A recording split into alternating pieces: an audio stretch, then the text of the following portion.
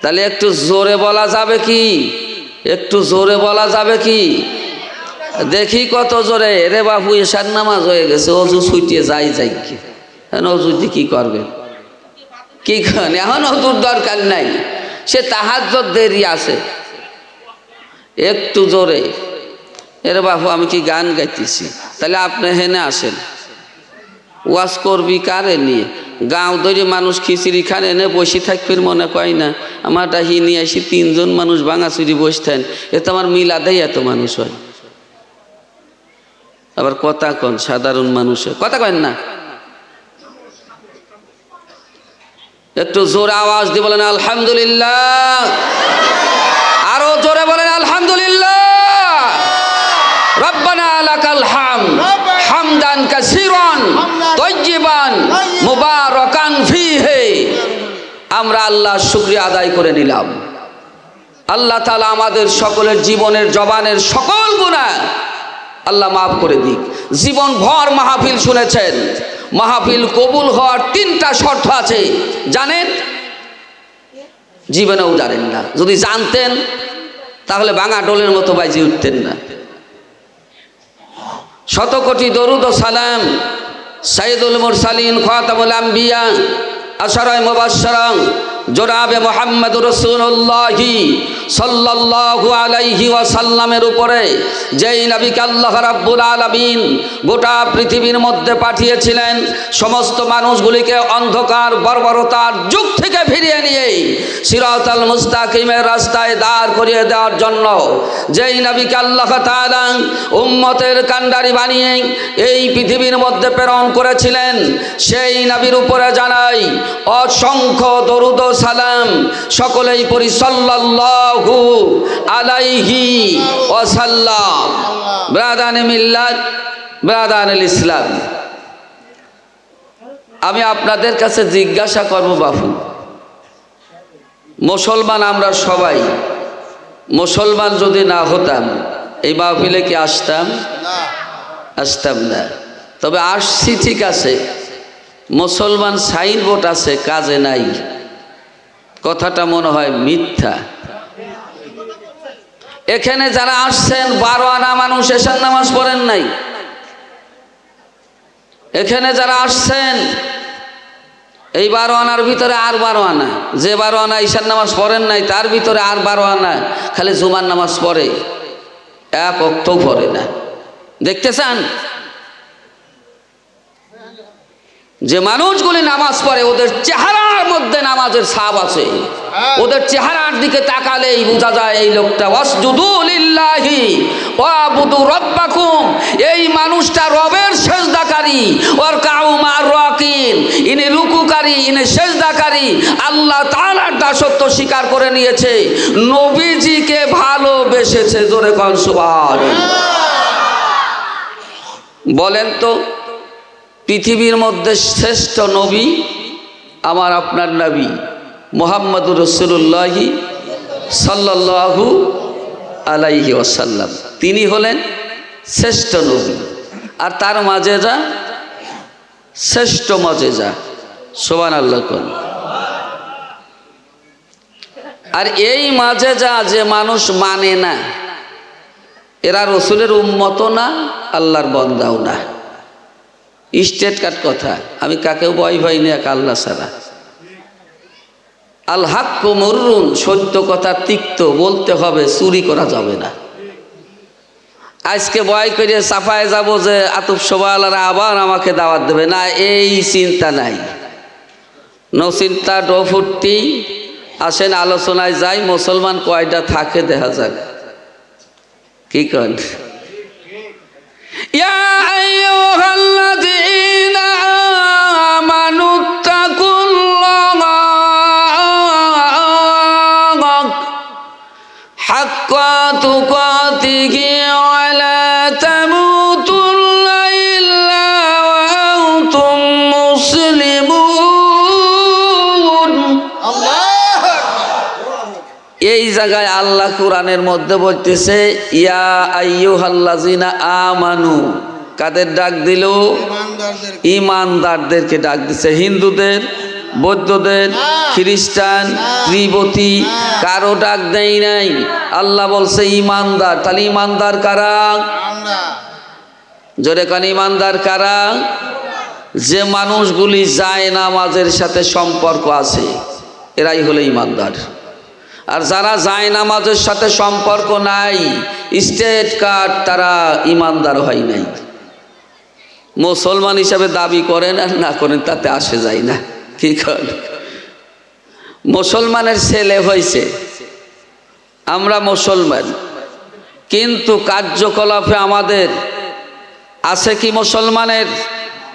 লেবাস আছে, পোশাক আছে, চেহারা আছে, চরিত্র আছে, আখলাক আছে, চাল চলন, কথাবার্তা, কাজে কর্মে নাই। একমাত্র ইহুদিদের অনুসারী আমরা আছি। কারণ যদি থাকতো মুসলমানের ছেলের সঙ্গে মুসলমানের ছেলে দেখা হলে কি হতো? আল্লাহর রাসূল বলেন, ওয়ালান নবী সাল্লাল্লাহু আলাইহি ওয়াসাল্লাম আসসালামু কাবলাল কালাম। এ দুনিয়ার মানুষেরা, এই পৃথিবীর জমিনে আল্লাহর নবীজি বললেন, একজন মুসলমান যখন আর একজন মুসলমানের সঙ্গে দেখা হবে, সাক্ষাৎ হবে, সর্বপ্রথম আসসালামু কাবলাল কালাম, আগে সালাম দাও, পরে কথা বলো। কিন্তু এখন কি হয়? কথা কন, কথা বলেন। এমন অশ্লীল কথা কয়া শুরু করে যেইটা ভাষায় প্রকাশ করা যায় না। আমাদের ছেলেদের পরিবেশ তাই হয়েছে না? দেখবেন, আমি ওয়াজ করব কিন্তু একটু পতিতটা মারিয়ে নেই। বনের স্বরে ওয়াজ করলে সে ওয়াজের কোনো ভ্যালু থাকে না। কথা বোঝেন নাই? আর আপনারা কথা কন না কা? কথা না করলে কইলে ওয়াজ হবি না। আমি তো কয়াই দিছি, আমি মেধা মানুষ পছন্দ করি না। আমি মসমসি লোক, মসমসি কাজ করি। আমি নগদে বিশ্বাসী, বাকির কাছে যাই না। বিশেষ করে এই দেখেন বর্তমান ছেলেদের অবস্থানটা কি। ওই নাইজেরিয়ার একটা ফেলার কাটিং দিয়ে ছেড়ে দিছে, ওইটাই আমাদের মডেল। ওয়েস্ট ইন্ডিজের একটা ফেলের আন্ডার আছেন মরক কাটিং, ওইটাই আমাদের মডেল। কি কন? এরপরে পর্তুগালের ক্রিস্টিয়ানো রোনালদো, ওটাই আমাদের মডেল। এরপরে ব্রাজিলের নেইমার, এটা আমাদের মডেল। এরপরে আর্জেন্টিনার লিওনেল মেসি, ওটা আমাদের। আর ভারতে একটা কিট জাহান নামের এই সুপারস্টার এমন একটা কাটিং দিয়ে ছাড়িয়ে দিয়েছে, বাংলাদেশের সব মুসলমানের ছেলেরা ওই সুপারস্টার কাটিং দিয়ে ঘুরে বেড়ায়। তোমাদের লজ্জা হওয়া দরকার। কি কন? দেখবেন কুকুর জীবন বাঁচানোর জন্য পেশাব গায়ে লাগে বলে দূরে মারে, দোপায়া কুকুররা অমনিই মারে। রাগ করতেছেন? কথাগুলি অতি বড় দুঃখে বলতে হয়, কারণ এই জায়গায় হিন্দুদের মেলা না, এই জায়গা মুসলমানের জান্নাতের বাগান। আল্লাহর রাসূল বলেন, ক্বালান নবী সাল্লাল্লাহু আলাইহি ওয়াসাল্লাম, মাজালিসুল উলামা ও মাজালিসুন নবী, মাজালিসুন নবীনা মাজালিসুল্লাহ। জোরে বলেন আল্লাহু আকবার। আল্লাহর নবী বলেন, যেইটা আলেমদের মজলিস সেইটা আমি রাসূলের মজলিস, যেইটা রাসূলের মজলিস আছে সেটা আমার আল্লাহ পাকের মজলিস আছে। যারা আল্লাহর মজলিসের মেহমান হয়, আল্লাহর বান্দারা ছাড়া কেউ হতে পারে নাই। আর যারা আল্লাহকে ভালোবাসে, রসুলকে ভালোবাসে, ঠিক তারাই এই মজলিসে আসে। যারা আল্লাহ এবং আল্লাহ রসুলকে ভালোবাসে না, তারা কখনো মজলিসে ঢুকতে চায় না। তাহলে যারা দোকানে ঘুরতেছে ওরা আল্লাহরে ভালোবাসছে, রসুলরে ভালোবাসছে, ওরা ঢুকছে না। কি কন? হ্যাঁ, এরপরেও লজ্জা হচ্ছে না, ঘুরতেছে। আমু দোয়া বন্ধ করবেন না, ওয়াজ করবার থাকি তাই এটা করে গুইতে মারবো। দাঁড়ান, নতুন আইসি তাতে কি ছাড়িয়ে দিয়ে যাবো? জীবনের সর্বপ্রথম আমার জীবনে 28 বছর ওয়াজের বয়স পার হয়ে যাচ্ছে। এই 28 বছরের মধ্যেই প্রথম আসলাম আপনাদের গ্রামে। কথা কি বোঝাছেন? তাহলে ইল্লা ওয়া আনতুম মুসলিমুন আমি একটা আয়াত পড়েছি। এ দুনিয়ার মানুষ, মা বোনেরা সুন্দর করে শুনেন, গল্প করেন না। আপনাদের গল্প আমার কানে এসে লাগছে, খবরদার কথা বলবেন না। আমার আল্লাহ আমাকে অন্ধ বানাই নাই, যদিও গাড়ির বডিটা ভাঙা কিন্তু ইঞ্জিলটা ভালো আছে, চিন্তা করা যাবে না। সব সাবধান হও, সংযত হও, কারণ হলো আল্লাহ রব্বুল আলামিন মানুষের মধ্যে এক ধরনের নেটওয়ার্ক রেখে দিয়েছেন, সেই নেটওয়ার্ক দ্বারা বাংলার জমিন থেকে সুন্দর করে যায় নামাজে বসে যখন ওই মানুষটা নেটওয়ার্কটা মদিনায় লাগিয়ে দেয়, ওই সময় মদিনার নবীজির সঙ্গে কথা হয়, ওই সময় মদিনার নবীর সঙ্গে তার সম্পর্ক তৈরি হয়ে যায়।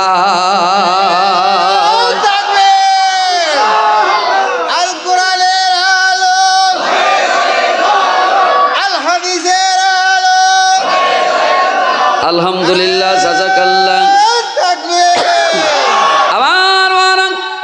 আল্লাহ পাক রব্বুল আলামিন বলেন, হে আমার ইমানদার বান্দা বান্দিরা, বিশ্বাসী বান্দা বান্দিরা, শুধু দুনিয়ার মধ্যে ইমান আনলে হবে না, ইমান আনার পর আমাকে তোমরা ভয় করবে। আমানুত্তাকুল্লাহ, আমাকে তোমরা ভয় করবে। কেমন ভয়? যখন মসজিদের মধ্যে থেকে আল্লাহর পক্ষ থেকে মানুষের কাছে দাওয়াত আসে, মানুষকে যখন ডাকা হয় হাইয়া আলাস সালাহ, হাইয়া আলাল ফালাহ, যখন মানুষকে নামাজের জন্য ডাকা হয়, দুনিয়ার মধ্যে বুঝে নেবেন যেই মানুষগুলি এই ডাকের সাড়া দিয়া যায় নামাজের মধ্যে উপস্থিত হয়, ওই মানুষগুলি হলো আল্লাহ এবং রসুলকে ভালোবাসে। আর যেই মানুষগুলি যায় নামাজের মধ্যে যায় না, আল্লাহ রব্বুল আলামিনকে সেজদা করে না, ওই মানুষগুলি সোজা সোজা আল্লাহর নবীজির কথা অনুযায়ী, আমার কথা নয়, আমার ভাষ্য নয়, আল্লাহ এবং আল্লাহর রসুলের ভাষ্য অনুযায়ী ওই মানুষগুলি হলো 1 নম্বরের মুনাফিক। কথা বলেন ঠিক? তাহলে আমরা মুসলমান যাই নামাজে যাব তো যাব না? কারা একটু হাত তুলিত। স্পিরিটের গতিতে না বুঝে যা হয় মিস্টেক। তাহলে বাবারা, আলোচনা শুরুর আগে একটা কথা বলি, রাগ করেন না তো, একটু আগায় আসেন, একটু আগায় আসেন। গুতো খায়া মানুষ ফিরছে, একটু আগে আসেন। একটু মোহাব্বতে লা ইলাহা, জবান খুলে জোরে জোরে লা ইলাহা। তাড়াতাড়ি আসেন, আলোচনা করব তো, আমি ওয়াজ শুনবেন তো, এই জন্য তাড়াতাড়ি সাজায় নেই, একটু তাড়াতাড়ি আসেন। লা ইলাহা, জোরে লা ইলাহা। ও দেখবি যদি খুদারি ঘর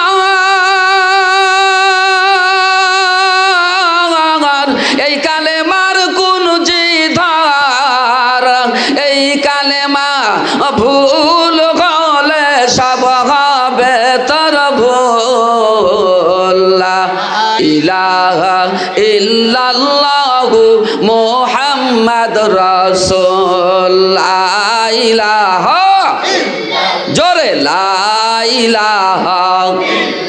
একবারে আগায় আসবেন, মাঝে ফাঁকা রাখবেন না, একবারে আগায় আসেন। লা ইলাহা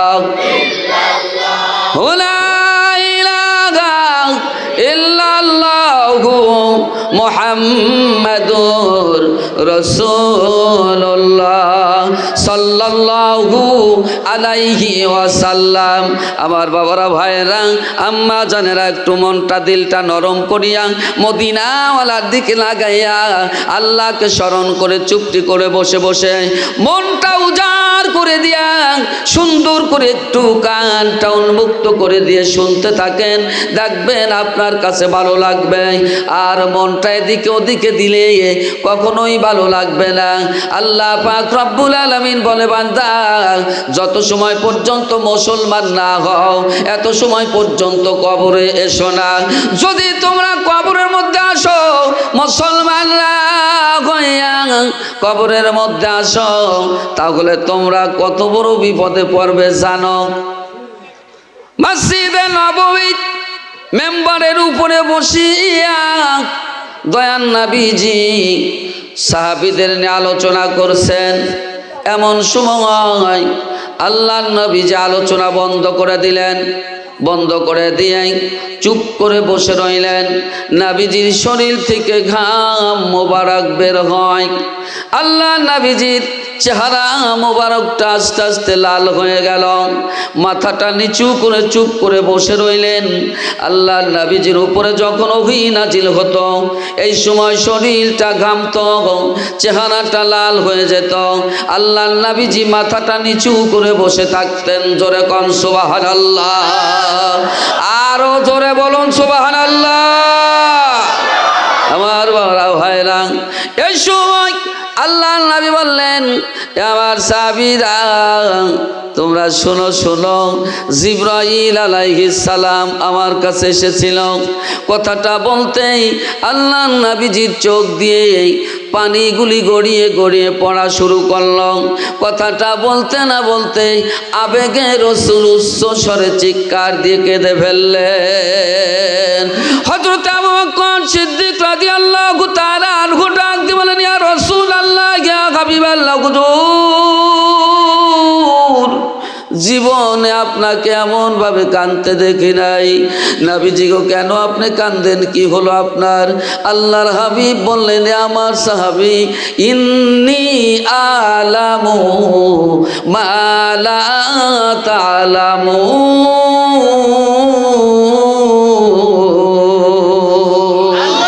আল্লাহ রাব্বুল আলামিন এই কথাটা মালাইকাদের বলেছিলেন, এ আমার মালাইকারা, নিশ্চয় আমি আল্লাহ যাহা জানি তোমরা তাহা জানো না। এই কথাটাই ঘুরাইয়া আমার নবীজি বললেন, এ আমার সাহাবীরা, আমি নবীজি যাহা জানি তোমরা তাহা জানো না। আমি নবী যা বুঝছি তোমরা তা বুঝো না। আমি নবী যা দেখি তোমরা তা দেখো না। এ আমার সাহাবীরা, এই মাত্র হযরত জিবরাইল আমার কাছে এসেছিল। কেন এসেছিল? ইয়া রাসূলুল্লাহ, ইয়া হাবিবাল্লাহ, কি খবর আর আপনি এমন কাঁদলেন? কারণটা কি? যে এই মাত্র আমার কাছে এমন একটা খবর নিয়ে এসেছে রে। আমার সাহাবীরা, আমি বড় ব্যথিত, আমি বড় কষ্ট পেয়েছি, ব্যথা পেয়েছি আমি অন্তরে, এই জন্য আমি কাঁদতেছি। রহমতের নবী, উম্মতের কান্ডারি নবী, আল্লাহ দুনিয়ায় তাকে পাঠালেন। কি কন, পাঠান নাই? হ্যাঁ, রহমতের নবী, বরকতের নবী। এই নবীজি কাঁদছেন, সাহাবীরা কান্দে। আল্লাহর নবী বলেন, তোমরা কান্দো কা? কি হলো তোমাদের? ইয়া রাসূলুল্লাহ, ইয়া হাবিবাল্লাহ, আপনার আবেগ ভরা কান্না দেখে আমরা বুঝতে পারছি না, সইতে পারছি না নবীজি গো। আপনার কান্না দেখে আমরা কাঁদছি। আল্লাহ নবী বলেন, সাহাবীরা রে, না জেনেই তোমরা কান্দো, বুঝো তারপরে কান্দো। একজন সাহাবী বলেন, ইয়া রাসূলুল্লাহ, এমন কাঁদছেন কারণ কি? আপনার কি আমাদের আম্মা জান খাদিজার কথা মনে হয়েছে? নবীজি বললেন, আমার সাহাবীরা, আম্মা জান, তোমার মা খাদিজার কথা মনে পড়ে নাই, তোমার মায়ের কথা মনে পড়ে আমি কাঁদছি না। তাহলে আপনার মায়ের কথা মনে হয়েছে না? আমার মায়ের কথা মনে করে আমি কাঁদছি না, তাহলে আপনার বাবার কথা মনে হয়েছে। ইয়া রাসূলুল্লাহ, এই জন্য আপনি কাঁদছেন। এই সময় নবী বললেন, আমার সাহাবীরা রে, আমি আমার বাবার কথা মনে পড়ে কাঁদছি না, আমি কাঁদছি আমার উম্মতের কথাগুলি মনে করিয়া। ইয়া রাসূলুল্লাহ, ইয়া হাবিবাল্লাহ, হুজুর আপনার উম্মতের কি কষ্টের কথা একটুখানি খুলে বলেন না। আল্লাহ নবী বললেন, আমার সাহাবীরা, আল্লাহ রব্বুল আলামিন আমি না চাইতেই আল্লাহ রব্বুল আলামিন আমাকে দুজাহানের মালিক বানিয়ে দিয়েছেন। কি তাই দেয় নাই? নবীজি দুজাহানের মালিক না? চাইছিল? চান নাই? ইয়া রাসূল আল্লাহ, ইয়া হাবিব আল্লাহ, আপনি যে দুজাহানের মালিক তা তো জানি, কিন্তু কি হয়েছে বলবেন? সাহাবীরা রে শুনে রাখো, আমার আদরের উম্মত আর উম্মতিরা, এরকম কবরে যখন যাবে, কবরের মধ্যে আমি নবীজির কোনো ক্ষমতা আল্লাহ দেয় নাই। আহা, কবরের মধ্যে মার খাবে, নির্যাতিত হবে, আমার আদরের উম্মতেরা কাঁদবে, আর আমি উম্মতের কান্ডারি নবী হইয়া আমার উম্মতগুলিকে আমি কবর থেকে হেফাজত করতে পারবো না, রক্ষা করতে পারবো না। সাহাবীরা রে শুনে রাখো, আল্লাহ তাআলা আমাকে এত নিয়ামত দিল, কিন্তু এই নিয়ামতটা আমাকে দান করলো না। আমি আমার উম্মতগুলিকে কবর থেকে রক্ষা করতে পারবো না, যার কারণে আমি কাঁদছি রে সাহাবীরা। আমার ওই সময় সাহাবীরা বুঝতে পারলেন, মসজিদে নববীটা যেন কান্নার শহরে পরিণত হয়ে গেল। মসজিদে নববীটা যেন কান্নার শহরে পরিণত হয়ে যায়। একজন সাহাবী আর একজন সাহাবীরে জড়াইয়া ধরে কাঁদতে ভাগাই, যেই জায়গায় নবী থাকবে না, নবী নাই, ওই জায়গার মধ্যে আমাদের কোন উপায় হবে? ওই জায়গার মধ্যে আমরা কেমন করে অবস্থান করব?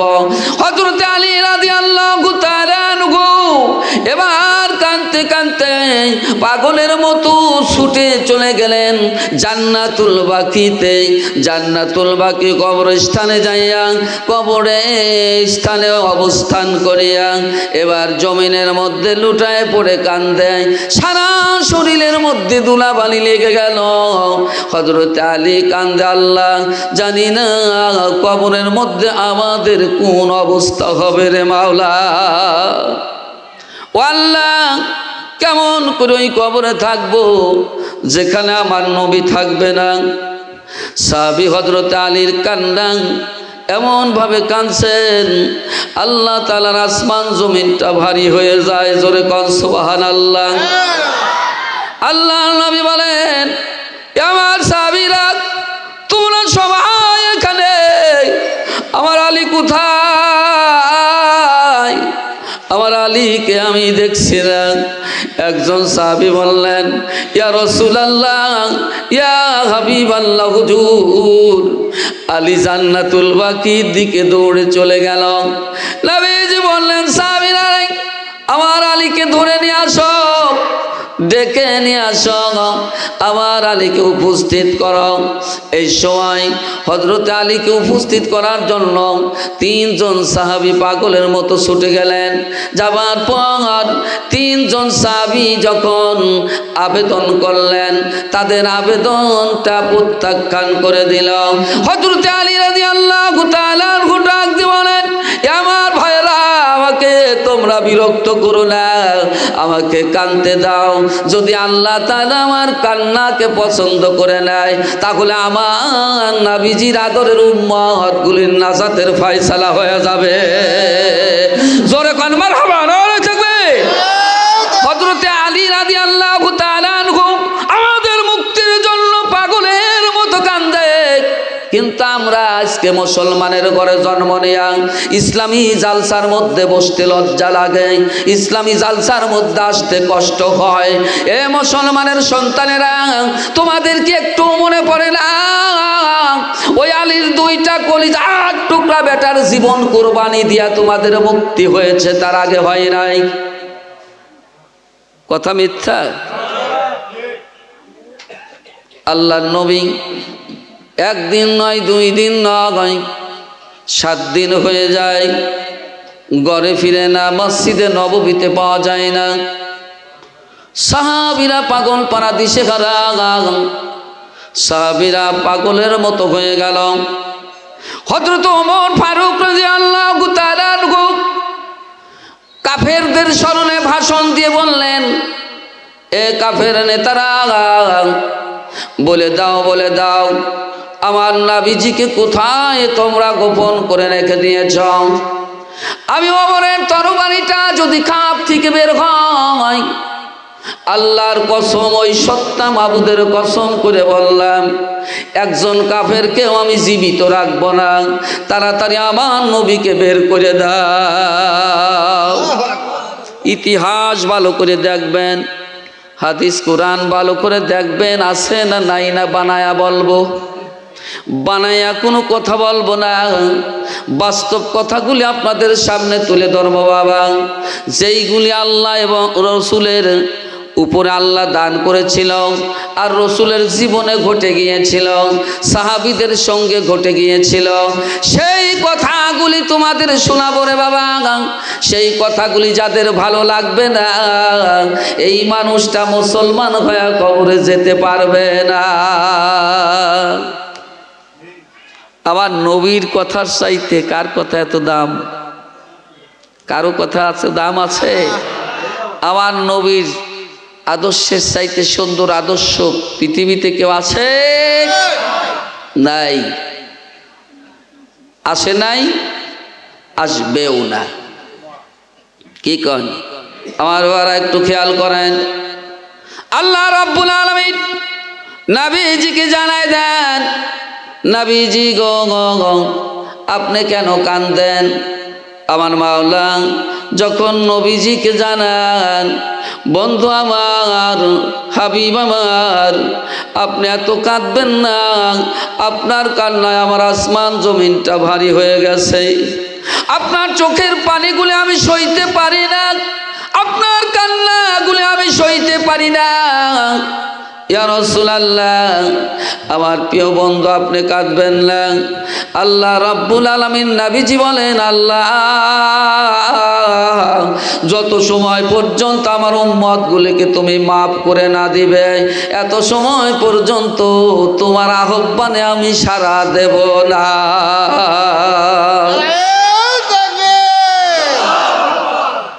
আবার এই সময় তিনজন সাহাবী পাগলের মতো ছুটে যায় মরুভূমির দিকে। হযরতে আলী যায়, হযরতে ওমর ফারুক যায়, হযরতে আবু বকর সিদ্দিক, তিনজন বিশিষ্ট সাহাবী আল্লাহর নবীজিকে এরকম তল্লাশ করার জন্য, আল্লাহর নবীজিকে সন্ধান করার জন্য তিনজন সাহাবী মরুভূমি পার হইয়া পাহাড়ের পাদদেশে চলে গেলেন। যাবার পর দেখলেন একদল ছোট্ট কিশোর বালক যুবক রাখালেরা খেলাধুলা করতে আছে। এমন সময় সাহাবীরা ডাক দিলেন, এ রাখালের দলেরা তোমরা শুনো। রাখালের দলেরা চুপ করে দাঁড়িয়ে এবার তাদের কথাগুলি শুনতে শুরু করল। ডাক দিয়ে বললেন, তোমরা কি আমার নবীকে দেখেছ? আমার নবীকে চিনো? আমার নবী কোথায় তোমরা দেখেছ কিনা? ওই সময় তার মধ্যে থেকে একজন রাখাল বালক ডাক দিয়ে বলল, ভাই তোমাদের কোথায় ঘর, কোথায় বাড়ি, কোথায় ঠিকানা জানি না, তোমাদের পরিচয় কি তাও জানি না, তোমরা কারা তাও জানি না, তোমরা কোথা থেকে এসেছো তাও জানি না, তবে তোমাদের পোশাকের মতো একজন পোশাকধারী, এত সুন্দর একজন মানুষ জীবনে আমরা অত সুন্দর মানুষটা দেখি নাই। এই মানুষটা আজকে 7 দিন হয়ে গেল ওই পাহাড়ের পাদদেশে সেজদায় পড়িয়া গুনগুন করে কান্দে।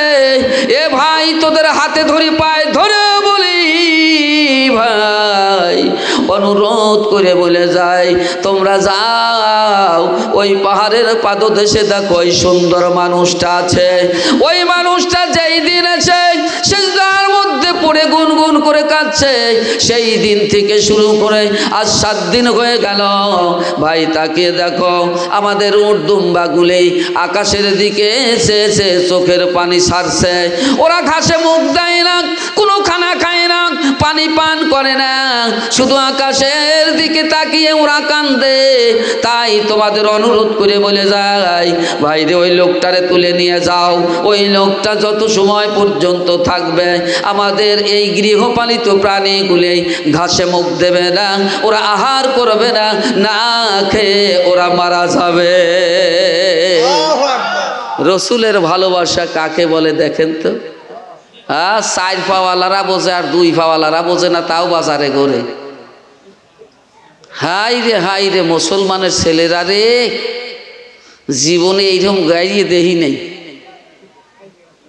দেখবেন যদি বৃষ্টি নামে রে বাবা, তালি এই ছাগল ঘরের থেকে একাই নামিয়ে চলে যায়, তাই না? যাই না কে? ওর সে অফিসার আর বাংলাদেশের দ্বিতীয় কেউ প্রথম স্থান অধিকার করতে পারবে? যদি গৃহস্থ টাইনিয়ে নিয়ে যাবে বসে, দড়ি যদি নরম হয়, তাহলে গৃহস্থ গেছে। কি কান গৃহস্থর 12টা বাজবে কি বাজবে না? বাজবে। দড়ি ছিঁড়ে যাবে তো ওই 1 পাও আগাবে না, 2 পাও জোর করে দিয়ে দাঁড়ায় থাকে। আর কয় টানিসকে পায়, কয় এই যে খুঁড়ি মাটি জড়াই দেহিস নে, তোর কি জ্ঞান নাই?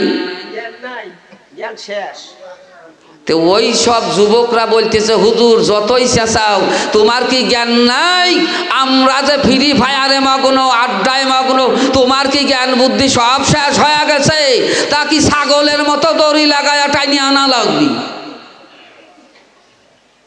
কি কন? ছাগলের মতো তোমারে খুঁড়ি কি মাটি জড়াইতেছে? এই মাহফিলে এসে বসে থেকে তোমাদের খুঁড়ি মাটি জড়াইতেছে। যেই খুঁড়ি মাটি জড়ানোর ভয়ে তোমরা এই মাহফিলে আসবে না, কিয়ামতের ময়দানে ওই খুর জাহান্নামের মধ্যে ঢুকবে, জান্নাতে প্রবেশ করবে না। তাই বাঁচতে যদি চাও তাড়াতাড়ি এখনো সময় আছে। লোহিক মোরা ভোগ বিলাসে শাহাদাত ছিল কাম্য মোদের, ঘুমিয়ে ফজর করিলাম কাজা, নাহি জাগিতে কাটিল জগর, খেলায় খেলায় কাটিল আসর মাগরিবিতে শুনিয়া যান, এর সাথে শামিল হও মুসলমান, জামাতে এখনো আছে রে স্থান, ধুলার তক্তে বসিয়া অমর করিত শাসন আদা জাগান, নয়া জামানার দাওয়াত এসেছে ভাঙা কিল্লায় ওরে নিশান। জোরে বল। আমাদের বাড়িতে বড় বড় বিল্ডিং আছে, সাহাবীদের বাড়িতে, নবীদের বাড়িতে আমাদের সে বড় বিল্ডিং ছিল বুঝি? হায় হায়, একটা বিল্ডিং ছিল সাদা পাথরের। আমার নবীজি আগমনের 1000 বছর আগে ওই বিল্ডিংটা তৈরি করে দিয়ে গিয়েছিল, এবং আমার নবীজির উপরে ঈমান এনেছিল নবী পৃথিবীতে আসার 1000 বছর আগে। সুবহানাল্লাহ। এ কথাটা শুনছেন এর আগে? শুনেন নাই? তাহলে এই ওয়াজ করা যাবে না। এই ওয়াজটা করব কি? হায় হায়, খোদা দার ইন্তজারে ঘাম দে মানেস, মোহাম্মদ চশমে বারাগে সনাদেশ, খোদা দারা ফেরি মদ মোস্তফা বস, মোহাম্মদ হামেদে হামদে খুদা বস। জোরে কন সুবহানাল্লাহ। বস কে? জোরে কন বস কে?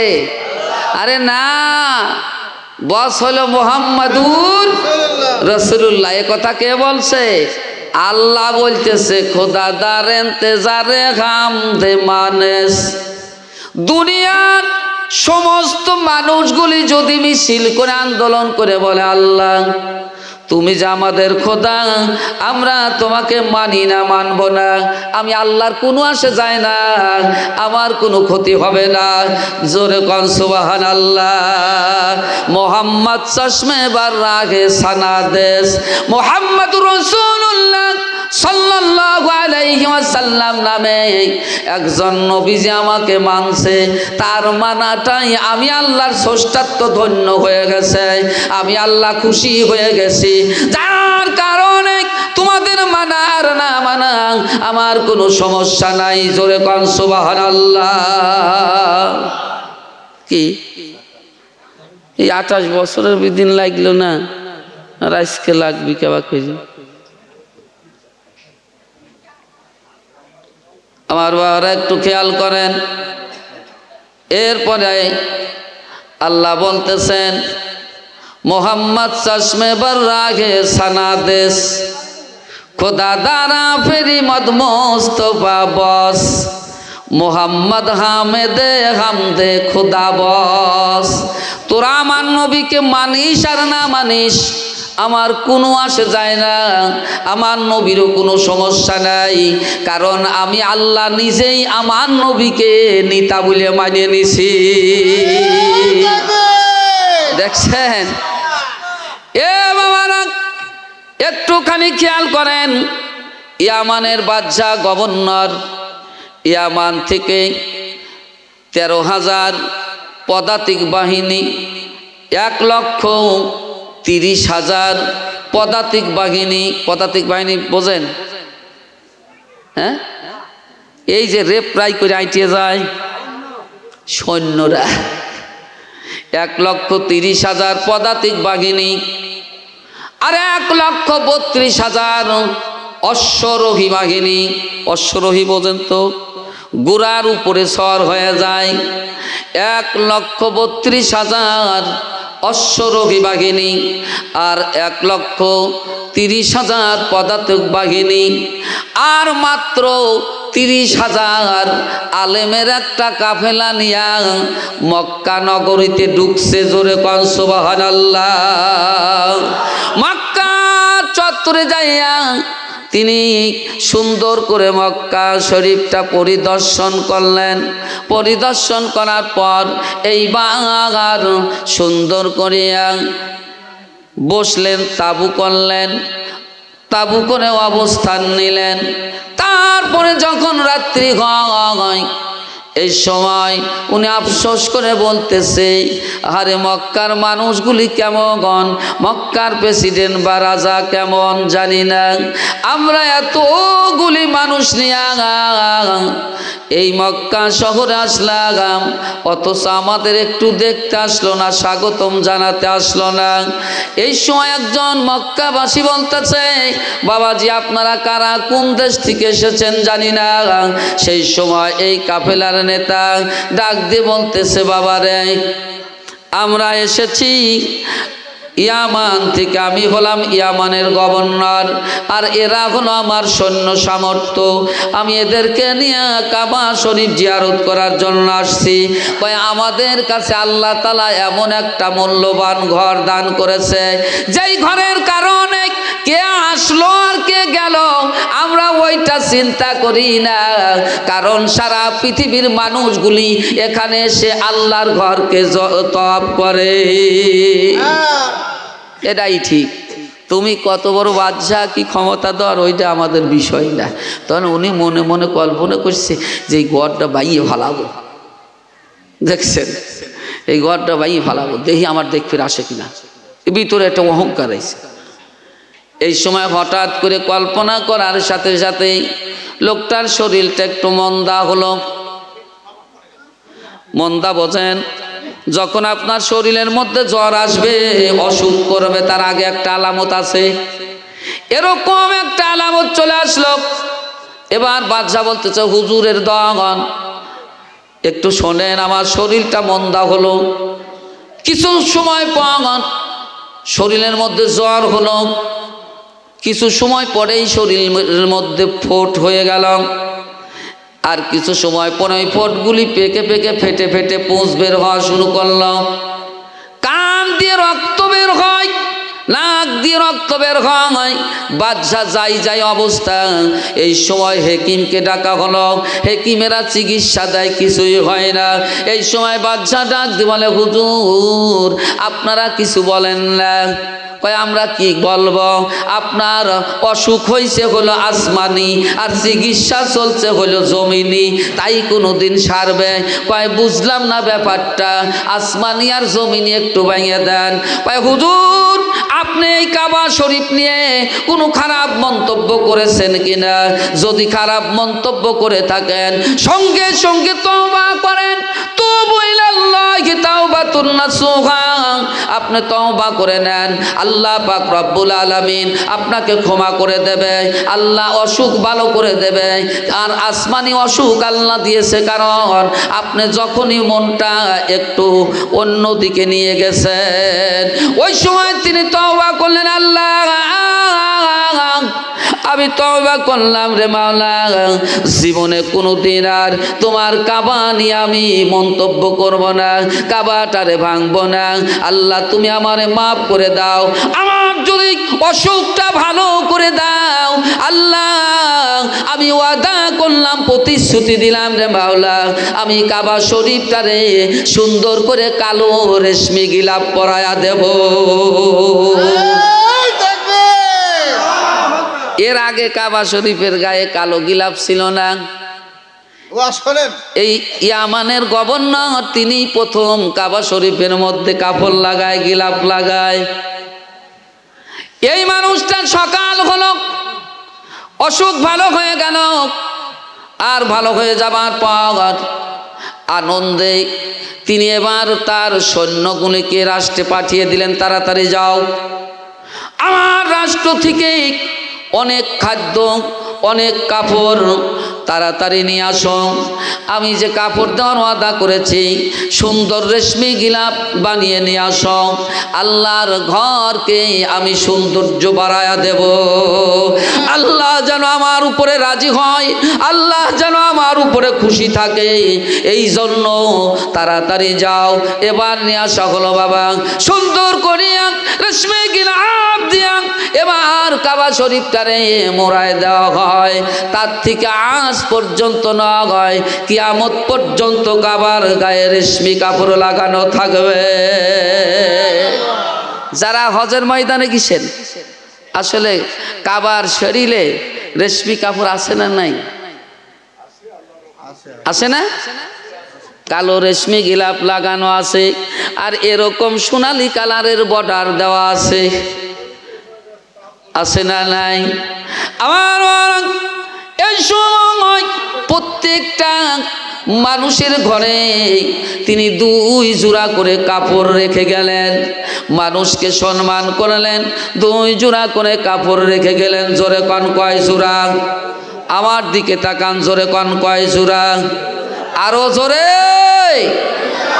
2 জোড়া কাপড় প্রত্যেকটা মানুষের ঘরে রেখে গেলেন। প্রত্যেকটা মানুষকে দেওয়ার পর তিনি বললেন, এবার চলো মদিনার দিকে যাই। মদিনায় তখনও নবী আসে নাই, জোরে কন সুবহানাল্লাহ। এর 1000 বছর পর নবী দুনিয়ায় আসবেন, 1000 বছর পরে আসবেন।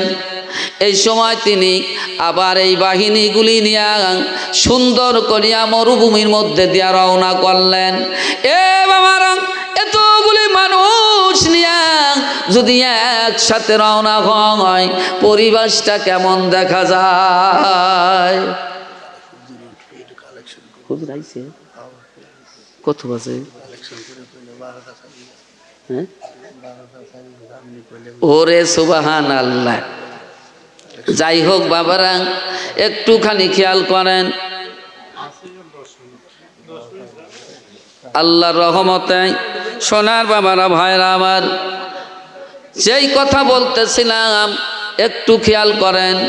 ওই বাদশাটা জীবনের কথাগুলি বলার সুযোগ পাব না হয়তো। এতগুলি মানুষ নিয়ে যদি রাস্তায় বের হয় কেমন অবস্থান দেখা যায়, সারসংক্ষেপে 2 মিনিটের মধ্যে সমাপ্ত করব।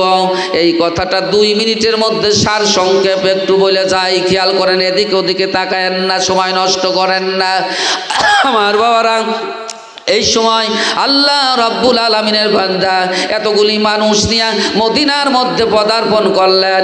আর মদিনার মধ্যে ওই সময় আলেমেরা উপস্থিত হইয়া কঙ্কর বালি নিয়ে গবেষণা করে। আর বাদশা বলতেছে কি নিয়ে গবেষণা করেন? কয় আল্লাহর নবী এই জায়গায়, মদিনার এই জায়গায় অবস্থান করবে, এই জায়গায় নবীজির রওজা মোবারক হবে, এই জায়গায় আমার নবীজি অবস্থান করবে। জোরে কোন সুবহানাল্লাহ। তিনি এই সময় বললেন আপনারা কি বলতে চান? কই আমরা এখান থেকে যাব না।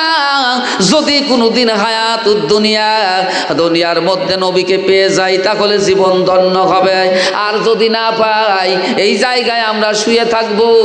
আল্লাহর নবীজির মধ্যে দিয়ে হাঁটা চলা করবে, নবীজির কদমের ধুলার বিনিময় আল্লাহ আমাদের কবরের আযাবগুলি মাফ করে দেবে। এ বাবারা, ওই নবীকে ভালোবাসেন কারা? একটু দুইখানা হাত তুলে দেখান না। নারায়ে তাকবীর, নারায়ে তাকবীর। আলহামদুলিল্লাহ, হাত নামান। বাবা অল্প সময় 5টা মিনিট সময় দিলাম। এই অল্প সময়ের মধ্যে ওই নবীর ভালোবাসায় কে আছেন?